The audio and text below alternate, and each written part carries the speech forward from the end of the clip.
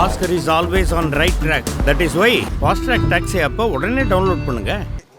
ஏன்னால் அந்த அளவுக்கு சட்டசபையினுடைய மாண்பை, இந்த சட்டசபை என்பது, இந்த சட்டப்பேரவை 100 ஆண்டுகள் காண்கின்ற மிகப்பெரிய சட்டங்களை, சமூக சீர்திருத்த சட்டங்களை, சமூக நீதி சட்டங்களை உருவாக்கிய இந்த மன்றத்தில் இன்றைக்கு வேஷ்டியை மாற்றி கொண்டு, கொள்கையை மாற்றி கொண்டு, தலைமையை மாற்றி கொண்டு, தன் வயிற்று பிழப்புக்காக இன்றைக்கு திமுகவில் போய் அடைக்கலம் புகுந்திருக்கிற சேகர் பாபு என்கிற கேடி சட்ட மன்றத்தில் இருக்கக்கூடிய மரபுகளை எல்லாம் காற்றிலே பறக்க விட்டுவிட்டு அவருடைய அரசை பற்றி சொல்வதை பற்றி, அவர் தலைவரை பற்றி சொல்வதை பற்றி யாருக்கும் எந்த விதமான வருத்தமும் இல்லை. ஏனால் அவர் வாயை வாடகைக்கு விடுவர் என்பதை நான் சொல்ல வேண்டியதில்லை, தமிழ்நாட்டில் இருப்பவர்களுக்கெல்லாம் தெரியும். அவரை இன்றைக்கு அமைச்சராக அவர்கள் உட்கார வைத்திருக்கிறார்கள் திமுகவில் என்று சொன்னால், முதலாக சட்டமன்ற உறுப்பினராக அனைத்து இந்திய அண்ணா திராவிட முன்னேற்ற கழகத்திலே புரட்சி தலைவி தமிழகுலசாமி அம்மா அவர்களுடைய ஆசையோடு அனைத்து இந்திய அண்ணா திராவிட முன்னேற்ற கழக தொண்டர்களுடைய உழைப்பால் சட்டமன்ற உறுப்பினராக வந்த காரணத்தினால்தான் இன்றைக்கு அங்கே அமைச்சராக உட்கார வைத்திருக்கிறார்களே தவிர, சேகர் பாபு எங்கே என்று தேடி பிடித்து அவர்கள் கொண்டு வந்து உட்கார வைக்கவில்லை, அமர வைக்கவில்லை.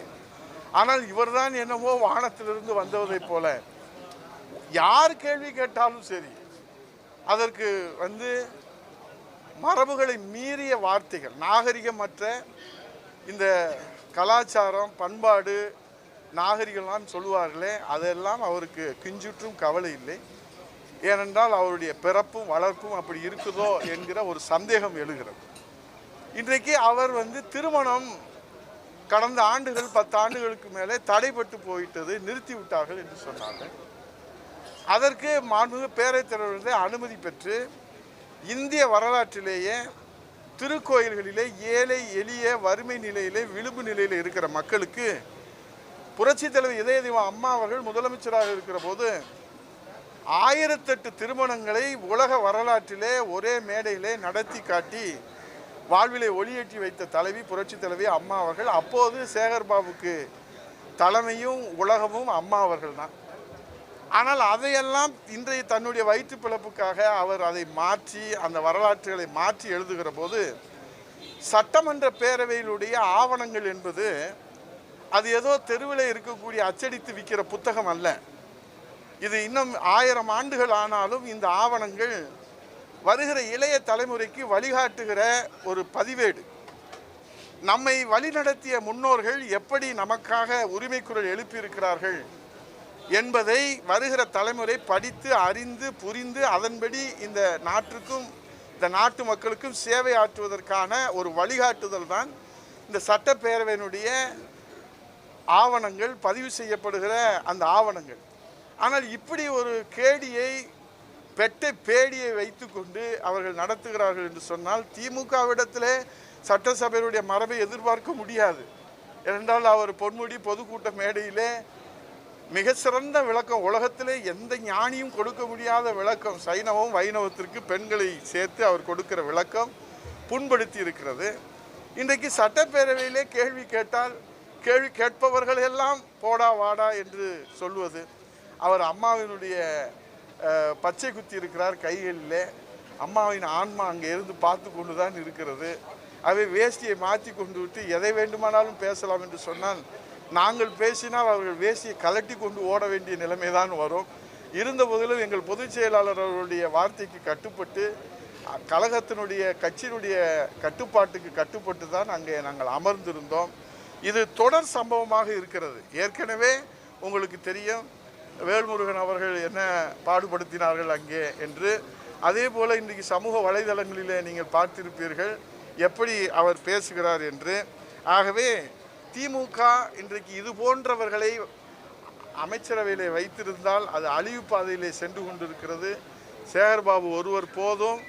அவர் அளவுக்கு மிஞ்சினால் அமிர்தமும் நஞ்சு, எதையுமே ஒரு அளவோடு வச்சிருக்கணும். இவர் பதவியை காப்பாற்றுறதுக்காக ஒரிஜினல் திமுக வித்து அவங்க யாரும் இப்படி பேசுறது இல்லை.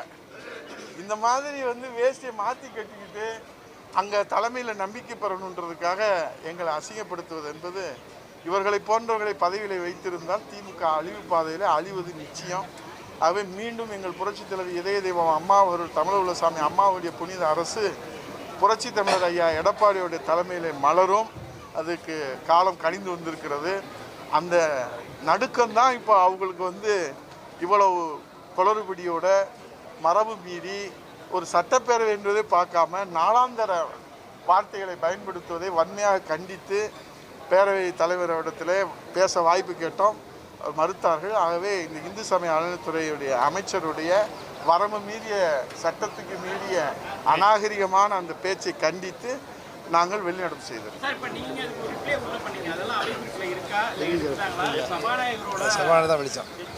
அது ஆண்டவனுக்கே வெளிச்சம் மாதிரி பேரவைத் தலைவருக்கே வெளிச்சம். அது அதுக்கப்புறம் உங்களுக்கு குறிப்பு வந்துச்சுன்னா இருக்குன்னு அர்த்தம். குறிப்பு நீங்களும் கேட்டீங்க அங்கே எல்லாம் நடந்துச்சுன்னு எல்லாரும் பார்த்தாங்க. அவர் வந்து அதுக்கு மேலே அவர் சொல்கிறாருன்னு சொன்னால் அவருக்கு என்ன அழுத்தமோ அது நமக்கு தெரியாது. எங்களுக்கு ஒன்றும் அவர் பேசுகிறதுல வந்து அவர் புகழ் பாடுறதுல வந்து எங்களுக்கு ஒன்றும் ஆட்சேபனை இல்லை. ஆனால் அவரை வாழ வைத்த தெய்வம், அவரை அடையாளம் காட்டிய தெய்வம், வெறும் சைக்கிள் செயினில் சைக்கிள் கடை வச்சு தெருவில் இருந்தவனை கொண்டு வந்து சட்டமன்ற உறுப்பினர் ஆக்கி அவனை வந்து இன்றைக்கி வந்து சட்டமன்றத்தில் முதல்ல காலடி எடுத்து வைக்கிற போது அந்த தெய்வத்தை வணங்கி எத்தனை முறை காலிலே விழுந்து வந்தவனை இன்றைக்கு அந்த தலைவியினுடைய தெய்வத்தினுடைய ஆட்சியை அவர் வந்து குறைத்து மதிப்பிட்டு சொல்லுகிற போது அதை உண்மையான வித்துள்ள அண்ணா திராவிட முன்னேற்ற கழகத்தினுடைய தொண்டர்கள், அம்மாவின் குழந்தைகள் பொறுத்து கொள்ள முடியவில்லை. அதனால் நாங்கள் அதில் கேள்வி கேட்டோம்.